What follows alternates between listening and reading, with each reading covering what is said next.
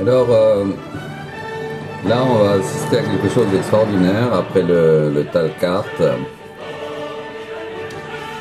Après le premier essai de Talcart ce matin, je suis arrivé dans la cuisine. Malheureusement, j'ai pas bien commencé la séquence. J'étais pas. Voilà. Je vais recommencer ici, il faudra couper avant. Et donc, ce matin, quand je suis arrivé dans la cuisine, enfin, si on veut, couper avant. Et là, on découvre, après les premiers Talcart de la nuit dernière, eh bien, le crottart des pigeons. Le crottart des pigeons, ce sont les crottes de pigeons. Moi, quand j'étais petit, j'étais fasciné par les crottes de pigeons sur le sol, dans les jardins. Et je m'étais penché, comme j'étais petit, j'étais beaucoup plus proche du sol que les grands, parce que je jouais encore avec les petits morceaux de bois. Et donc j'avais pu regarder de près. Et je me suis dit, à ce moment-là, c'est dans les années 1966, là, c'est en ce moment là-bas. Et bien je me suis dit, c'est passionnant à regarder. Comme mon grand-père a des appareils de photo, je me ferai prêter un appareil de photo, puis je leur montrerai comme c'est beau. On voit souvent apparaître comme Atlantide dessus. Alors là, ce matin, c'est un vrai régal, hein, c'est un cadeau que m'a fait Demedia Patata. C'est un des pigeons, il s'appelle Demedia Patata, je sais pas lequel. Parce que les pigeons, ils se ressemblent tous, hein, à première vue, comme les hommes, hein, les êtres humains, à première vue, on sait pas très bien s'ils sont différents ou pas. Et quand on est une autre espèce, hein, quand on est par exemple un extraterrestre, quand on vient sur cette planète, on les prend tous pour grosso modo, ils se ressemblent tous. Un peu comme quand on va chez les Noirs en Afrique, on croit qu'ils sont tous pareils. Or, en réalité, ils se reconnaissent entre eux, ils savent qu'ils sont tous différents, ils voient bien la différence qu'il y a. C'est pareil pour les pigeons. Alors là, c'en est un qui est venu chercher, qui est venu manger là dans la réserve là que je mets. Il y a plus rien d'ailleurs, il a tout mangé. Et puis il a fait une crotte avant de partir ici. Et en regardant en macro la crotte, c'est-à-dire en position macro, hein, en utilisant la position macro. Donc moi, je raccourcis pour m'éviter, je suis un petit peu paresseux quand je parle, et donc je préfère de faire des raccourcis, hein, je vais pas dire à chaque fois en regardant en position, en fonction macro photographique, puis en regardant en macro photographique, et bien on s'aperçoit que on peut discerner, voir Atlantide. Alors on va faire un test sur cette crotte, sur ce crottart, hein, c'est une crottart. C'est pas une crottart, hein, c'est une vraie crottart. Et là je vais assombrir. Je vais de nouveau faire gagner je suis à 3-4, là je suis passé à 4-2. Je vais gagner en contraste.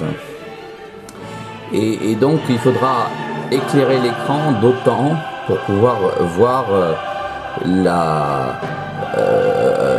mettre la luminosité de l'écran beaucoup plus puissante pour pouvoir vérifier que on voit encore plus de choses quand on contraste au maximum l'appareil. Et donc là je suis à 6-8, je vais pas aller au-delà parce que, enfin je peux aller peut-être jusqu'à 8, voilà. Mais probablement on verra, si on verra quelque chose d'assez intéressant là vers 8, je laisse un peu en mettant la luminosité de l'écran au maximum.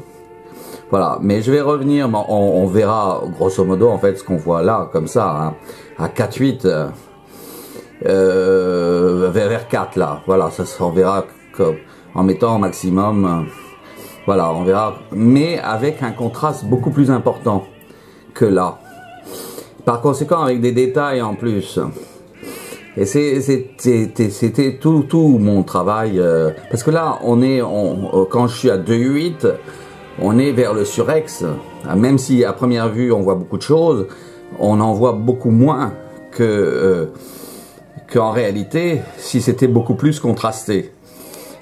Et c'était tout l'objet de ma découverte en photo, avec le labo photo que j'avais à Rome, dans la cuisine, dans la salle de bain de Rome. Je m'étais aperçu, à force de développer des photos et puis de faire des photos, je m'étais aperçu de cette possibilité extraordinaire que l'agrandisseur offrait. L'agrandisseur 44L que j'ai toujours, un Crocus, c'est de la marque Crocus, c'est polonais. Je l'avais acheté d'ailleurs avec mes économies en hommage à ma grand-mère. Et donc là ça devrait être déjà pas mal si on augmente la luminosité de l'écran ici déjà, on va voir encore plus de détails dans la gamme des blancs et des gris. Il reste que peu de blanc pour beaucoup de gris. D'ailleurs c'est sur un fond gris et ça pourrait plaire à Malevich, gris sur gris.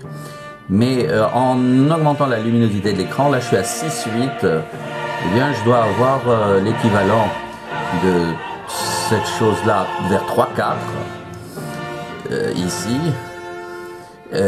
mais en ayant beaucoup plus de contraste, en mettant la luminosité et donc en découvrant des choses qu'on ne voit pas sinon. Même quand je suis à 2.8, où c'est flashy, hein, il y a un côté flashy, il y a un côté vraiment pétant, enfin c'est le cas de le dire puisque c'est une crotte art, hein, c'est mon pigeon des Mediapatas là, qui a fait ça. C'est peut-être, il en a, bonjour, justement, t'étais pas là, et tu as apparu au moment où j'appelle. Merci, hein, tu es devenu là officiellement un artiste d'Atlantide. Vraiment vieux. Vraiment, il n'y a pas de doute. Mais je sais en plus que mon père aime beaucoup les pigeons. Mon père Pharaon, hein, des Mediapatas.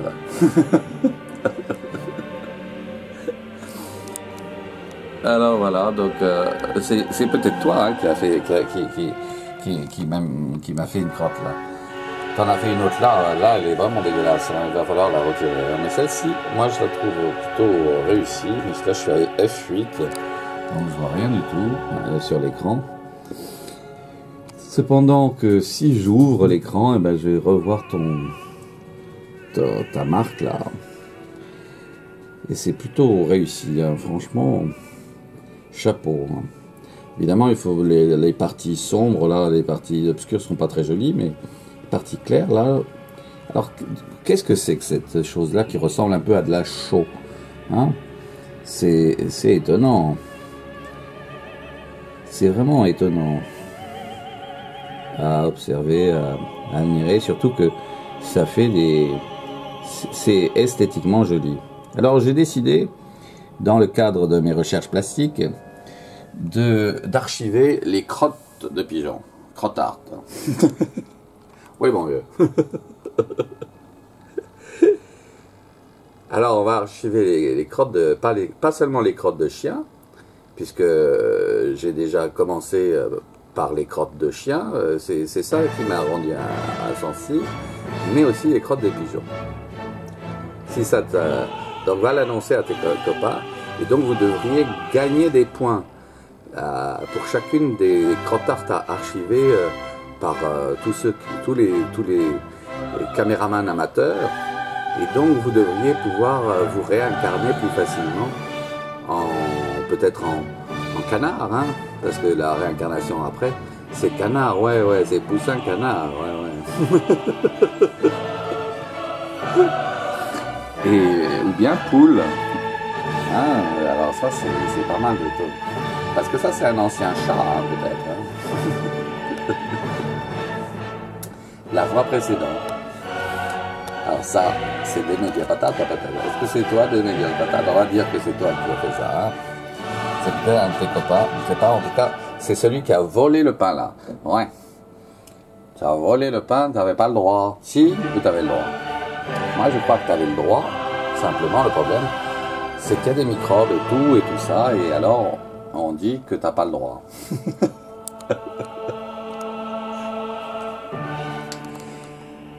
Voilà.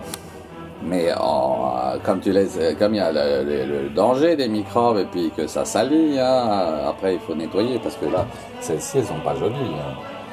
Vraiment, elles sont pas jolies. Peut-être cette partie-là est jolie. Ouais. Ça, c'est joli. Vraiment, c'est joli là.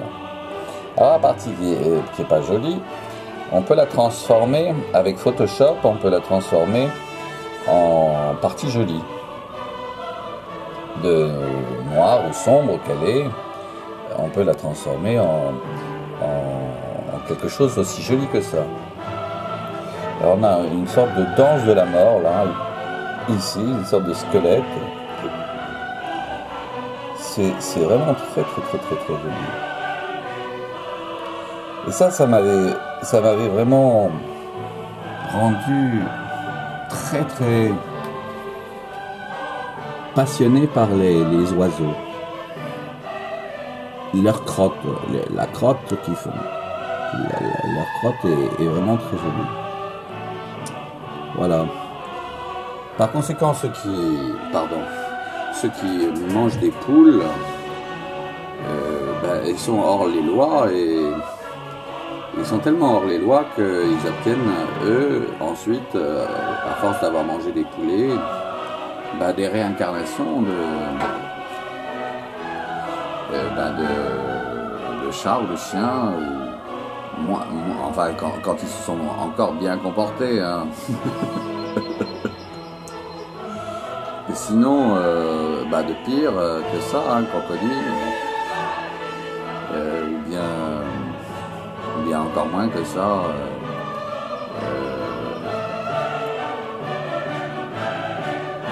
Malheureusement, serpent, et moins encore que ça, vraiment encore plus malheureux que ça, requin, quoi. Pourquoi? Parce qu'ils ont été trop gourmands, ils ont voulu manger, ils n'ont pas voulu manger, ils ont mangé, donc ils ont voulu manger, mais ils ont mangé ce qui était absolument interdit. Ce qui est absolument interdit. Et alors, ils se sont punis eux-mêmes. Et ils se sont punis parce qu'effectivement, la gourmandise, quand elle n'est pas une gourmandise saine,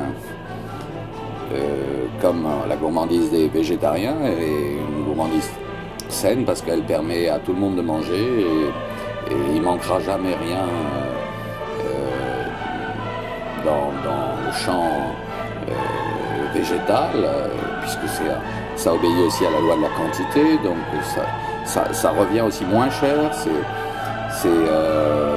c'est beaucoup plus sain pour la terre, et donc on peut manger beaucoup et avoir plaisir à manger des bonnes choses. Non, eux, ils ont voulu manger ce qui était absolument interdit, la viande animale, surtout d'animaux pacifiques et inoffensifs. Parce que s'ils avaient mangé des animaux voraces, genre les chiens, le chat, le renard ou le loup, ou le guépard, ou le lion, ben, là, il n'y a pas de problème. Là, c'est même autorisé. Il faut le faire pour les lions, pour limiter le nombre des lions, pour éviter l'augmentation du désert. Parce que plus il y a de lions, c'est un peu comme plus il y a de requins dans la mer, là, plus il est nécessaire et absolument vital que les êtres humains aillent pêcher et les tuer pour manger les ailerons de requins, pour limiter la quantité de requins dans les mers, parce que sinon les poissons vont pas pouvoir survivre. Et comme les orques, il faut les tuer quelques-unes, oui, parce que plus s'il y a trop d'orques, il y a les dauphins, il y a plus de dauphins, et donc elles vont s'entretuer. Enfin, ça sera horrible. Et à l'intérieur de la mer, sous la mer, ça sera un désert de faune aquatique. C'est pareil sur Terre. Il y a une nécessité pour limiter le nombre et pour limiter l'accroissement du désert, pour éviter que le désert ne s'étende plus. Il y a l'absolue nécessité de tuer ces animaux qu'on peut manger. Alors là, c'est pas interdit, c'est même une bonne chose, même pour un végétarien, de manger du lion ou du chat ou du chien ou un des animaux voraces. Parce que de toute façon, parce qu'il a perdu sa vie, il va se réincarner dans un animal supérieur, c'est-à-dire par exemple une chèvre ou un mouton. Donc il va commencer à être utile. Donc il va commencer à être utile à la société, à la société, c'est-à-dire à la civilisation en cours. Qui est parfois plurifacette, plurilinguiste, donc pluricivilisation aussi, on peut le dire. Voilà, donc vous avez ainsi la vérité.